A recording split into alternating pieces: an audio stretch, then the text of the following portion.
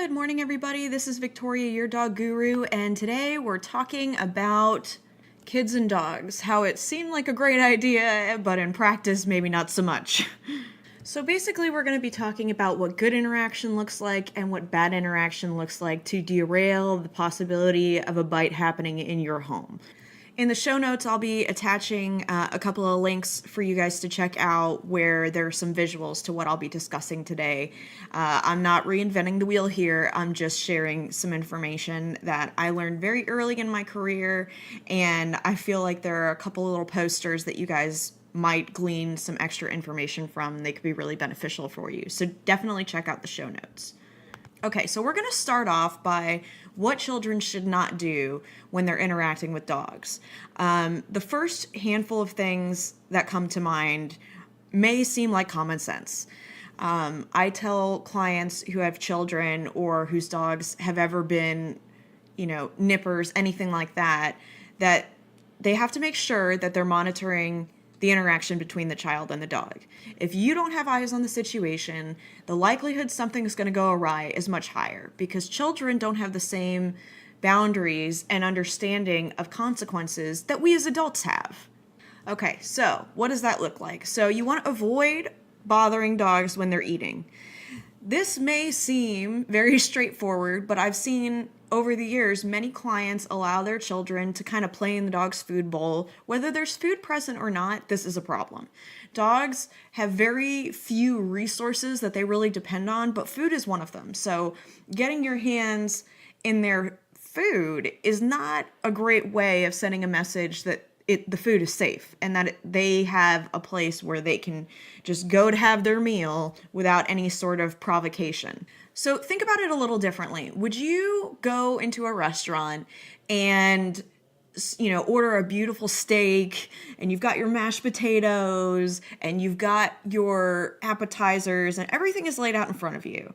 And then a complete stranger comes over from another table just out of the woodwork and starts sticking their fork on your plate and confiscating your food. You would obviously be upset, probably stunned. Well, dogs feel a lot of the same way on that. I mean, they don't want anybody messing with their food. You wouldn't want somebody taking away your steak dinner. They don't want anybody messing with the kibble or their raw food diet or whatever you're feeding. I suggest between meal times taking the bowl up to dissuade both dogs from being protective over their food bowls and also from children messing with them.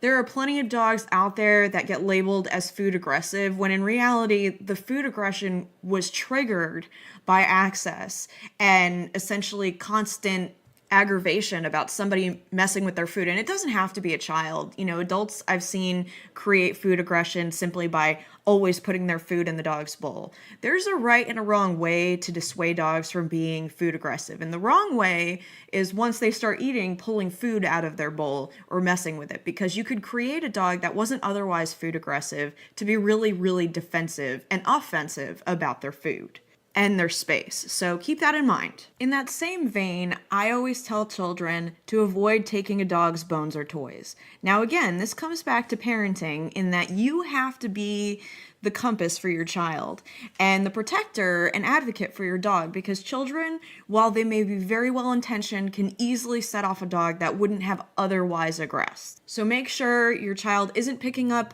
things from the floor that are the dog's, that they're not pulling the dog's bed out from underneath them, that they're not taking a bone from the dog's mouth. Just like kids, they don't want to share all their stuff. And the difference being that, if a child feels like their objects are being threatened, they typically will take their toys and move elsewhere. But dogs don't always think of that solution. There are some that do. But generally, they're going to start guarding those items, the things that they value, just like with the food.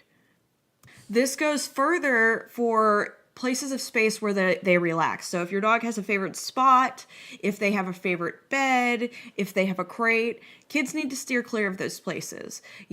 Especially older dogs, they go to those exits essentially to avoid, decompress, relax, and rest. So it's a bad idea to say, it's okay, little Johnny, and let them poke the dog or mess with the dog and the dog's relaxation exit space, because sooner or later, as your child approaches, the dog's going to start growling. And it doesn't mean that the dog wanted to start that behavior. It's just really the result of feeling like they have no safe space, like their territory is being encroached upon. I've had a lot of clients over the years mention that, they didn't have any problems with the dog, and then the dog just snapped. It came out of nowhere. But I can tell you, as a behaviorist, that's not actually what took place. There is always a before, the after. There's always a precursor to a bite. Now, if you keyed into those things, then you'll probably start thinking back to, okay, what did that look like? And if you weren't around, then you're equally culpable, because your dog basically had to reason the situation out themselves, and they have teeth. You'll see the largest incidence of bites that with dogs that hadn't previously been growlers or biters, usually around the time the child is more active, toddling around, able to get at things that they couldn't reach before. When you have a baby in your arms, it's a lot less likely that the dog is going to be aggressive towards a baby, because it's right now no physical threat. Even a toddler kind of falling over on the dog can be really traumatic and difficult for a dog to deal with. And it can cause them to feel really, really defensive and have a negative reaction down the line. So that's something to keep in mind. You want to tell your children to avoid grabbing tails, ears, paws, because while these are things that may not seem like a big deal to you, the dog's person is much like yours. You're not going to let someone pull your hair or hang on your clothes. And so for a dog, it's very straightforward. It's the same sort of logic. Think about what you wouldn't like, because in all likelihood, they're not going to like it either. You don't want your children to trample the dog. You don't want them to jump on the dog like a trampoline. And you don't want them to climb on the dog, because this is something that I see a lot of toddlers and young children attempt, and dogs, they don't want that.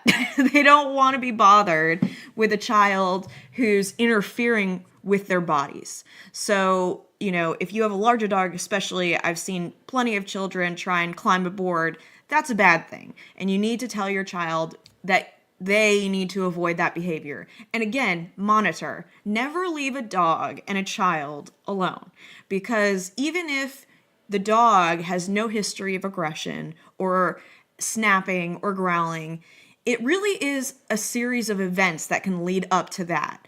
So you are the one who's going to be able to derail it before it really materializes and becomes a problem, because you can stop your child, because you can get the dog an evacuation route. You really need to think it through. And by not monitoring them, you're opening up a door to injury, reactivity, and a really negative response protocol from your dog, because they learn by event and they learn through repetition. So if every time you walk out of the room, little Johnny is pulling on his tail or jumping on the dog bed, the dog is really going to, sooner or later, even if they're a pliable, relaxed, general personality type, they're going to be less flexible given enough incidents of that. I really think it's important to impress upon children that when the dog is sleeping, not to bother them. A lot of dogs in their sleep are like us. We don't want to be disturbed during our sleep, and we can end up snapping at somebody. Or if you think about like a war veteran, this is just an analogy, but if you think about a war veteran, they have a lot going on when they're sleeping, and being approached physically can set them off. They could end up reacting to the person who's waking them. So with that in mind, tell your kids when the dog is sleeping, leave them alone. Let them relax, and when and if the dog wants to approach them, they will when they're waking. Avoid face-to-face contact. So we do this a lot, especially, adults and children alike will kind of get in a dog's face and like rub on them, or that's really threatening to a dog. Their sensibilities, they don't do that to each other unless there's some sort of confrontation that's developing. So do not allow your children to get face-to-face with a dog, because they could be missing half their face by the end of that conversation, depending on how dominant your dog is, depending on how flexible they are. It's an avoidable matter. You just need to be aware of what's going on, and you need to set boundaries because your dog has already learned social protocol as a puppy.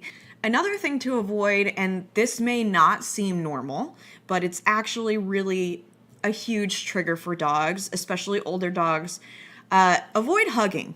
Because most dogs don't enjoy being hugged. It's a threat on their space. To them, it amounts to someone forcing them physically. Now, your dog may not mind you hugging them, but you don't know if how tight your child is hugging them is too much for your dog. And you certainly don't want to offer an opportunity for a negative response. And hugging can do that. So I always tell children, just avoid hugging the dog. You know, it's better to calmly talk to them, use an inside voice, don't be yelling at them. And keep in mind, children learn through example. So if they see you yelling at the dog, sooner or later they're going to be yelling at the dog too. So you need to stop your behaviors and model that for your children as well. Also, if you're out on a walk, I know lots of parents are okay with children approaching dogs, but I really would dissuade them from doing that. I would really recommend you not do that, because while there are friendly dogs, there are also dogs that don't like kids running up to them. And there are dogs that don't want to be bothered by strangers. It's better to avoid what could be a confrontation altogether. So while a neighbor may say, oh, he's nice, he's fine, it's like I said before, there's always a series of events that leads up to an injury, and it is never random. So while an owner may have never run into that series of events before, that doesn't mean there's not a first time. It doesn't mean that it can't happen. And another thing that's not widely known is if a dog is a service animal, which interfering with a dog that's a service animal while it's tasking or in general is against the law. And it's also a huge risk to their handlers, the people that they're there to support. And I'm not talking about emotional support animals. That's not actually a service dog. I'm talking about psychiatric service dogs. I'm talking about medical alert dogs. I'm talking about dogs that task to help owners with, social situations or physical stability, guide dogs. I mean, there is a litany of services that dogs can perform, and they are not required to be jacketed. They are not required to have any sort of identification. And I'll tell you what, as a handler and as a service dog trainer, I've learned. Nobody wants anybody interfering with that dog, because it can derail training, because it can create anxiety where there wasn't, because it can revoke their public access if they fail behaviors. And they sometimes get washed because of interference from outside stimuli. Typically, it's when people approach them and try messing with their dogs, children alike. But service dogs are medical equipment, okay? They're not just a general dog. They're not just a well-trained dog.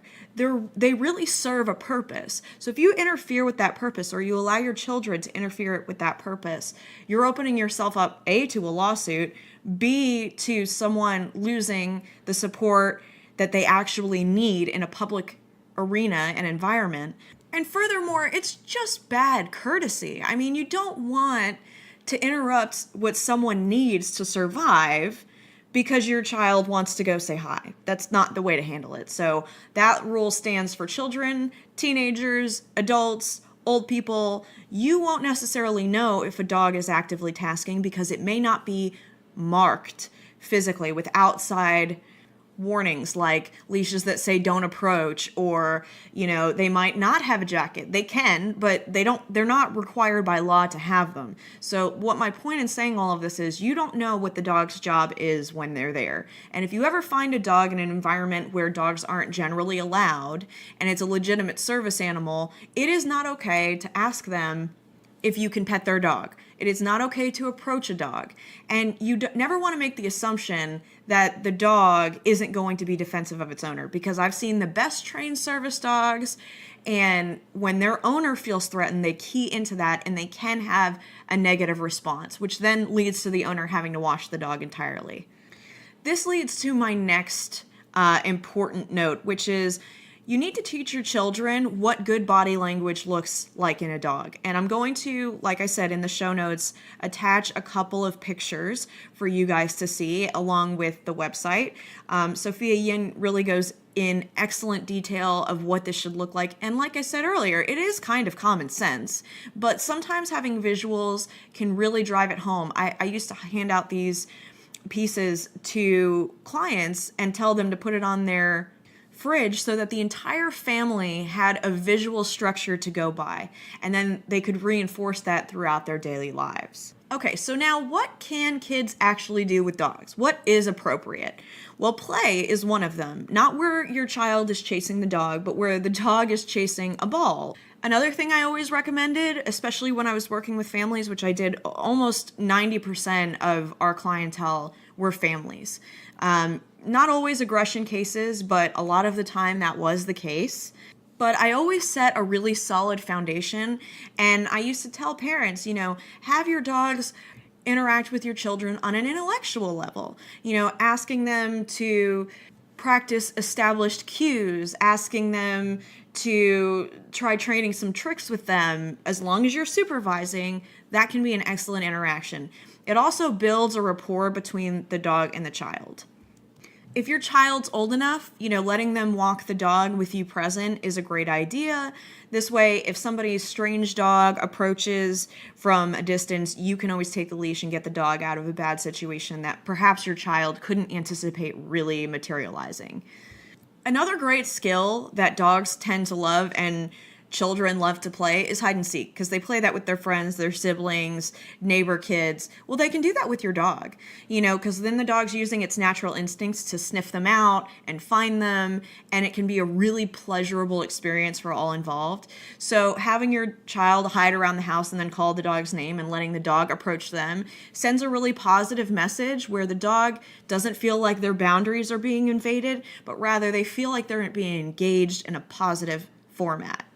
Make sure when they are in any way handling your dog or around them that the associations your dog is making in regards to your child are positive associations. You can do this by whenever the children are around, feeding the dog treats, praising the dog when they're not being reactive, when they're in a good mood and the child is present.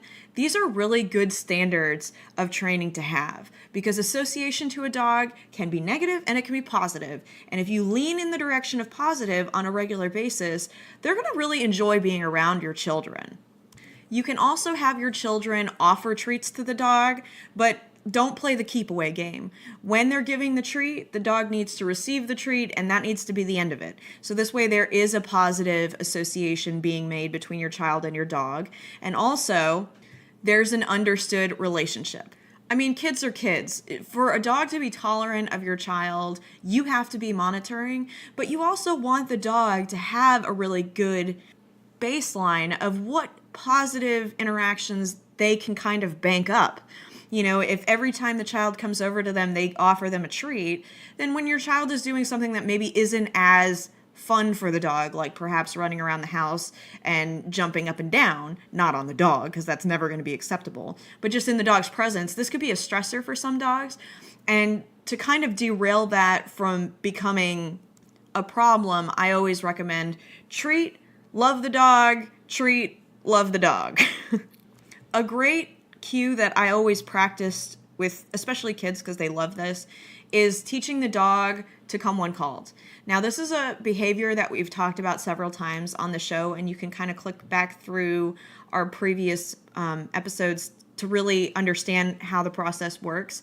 But having the dog know its name and to come when the child calls is a great way of ensuring success when the unexpected occurs, such as, your child opens the door and the dog runs out. Well, maybe you weren't present and the dog never comes to your child because they don't have a positive association with them. So having your child practice come when called really ups their chances of being able to get the dog to return to them. And keep it age appropriate. If you have a toddler, you know that they're not going, they're always testing you. Why wouldn't they be testing the dog? I'm not saying that children are reckless, but I am saying they're always testing their limits and their boundaries. And so you need to be vigilant. You need to be the first line of defense for this dog because you don't want them to be labeled as child aggressive when really they were just reacting to something you yourself would have reacted to had you been put in your dog's position. I would extend these same rules and standards to your child's friends, your family members with children, so that across the board, the dog has a positive association with children, where you're promoting positive interaction that's non-invasive to the dog and really promotes that baseline where they're going to enjoy being around children and they're going to be desensitized to some of the things that kids will inevitably do that are unsavory to the dog.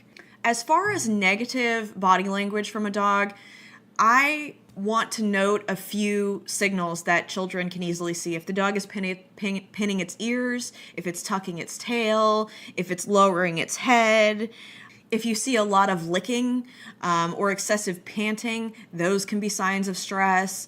And then if a dog is ever kind of standing there or lowering itself like a statue, that's always a sign that they're uncomfortable, that they don't want to be messed with, and that they feel like they're being messed with. The parameters I've set out today are not breed or age specific. This is across the board what I would advise a client to do and avoid, and have over the many years I've been working with families. So by installing these, you're ensuring that the dog feels safe, confident, comfortable, and that your child still has a good relationship with the dog, one that isn't tainted by fear. If you've already had a run-in between your dog and your child, it's time to look into a behaviorist, somebody like myself who specializes in behavior modification, even better if their forte is anxiety and aggression, because your dog may not be aggressive.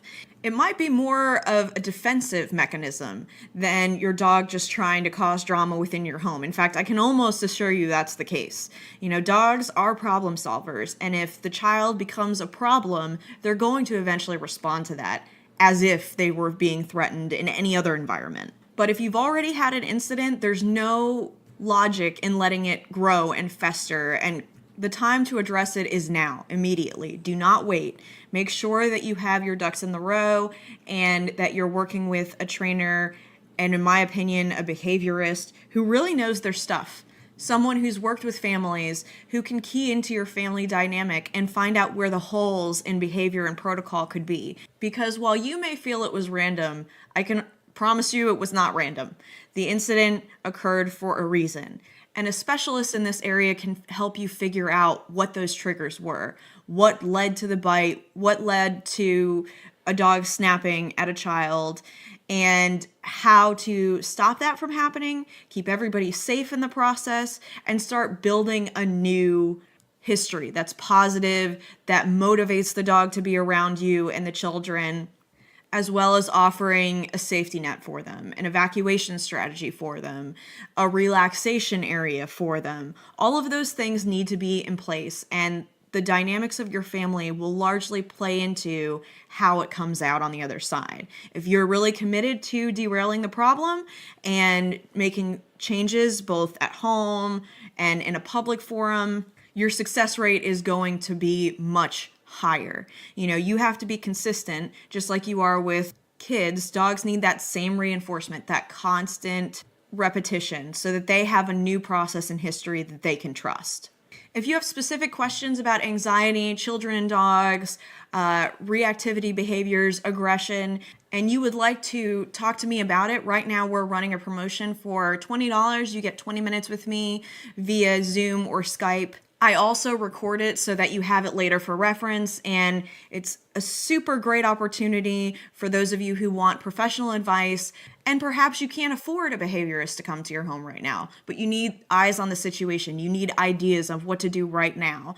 If that's the case, go ahead and scroll through our show notes. I'll be posting a link so that you could schedule that with me directly. You'll pay via PayPal, so all of that information is going to be at your fingertips. Please utilize the service if you need some guidance.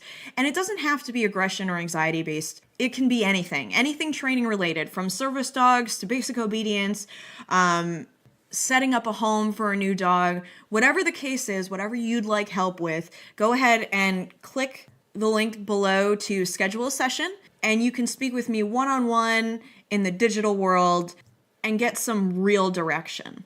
I want to thank everybody who's listening in, submitting questions for Coffee and Canines. Love getting your feedback and suggestions on what content to offer next. It's truly an honor to be able to help people anywhere.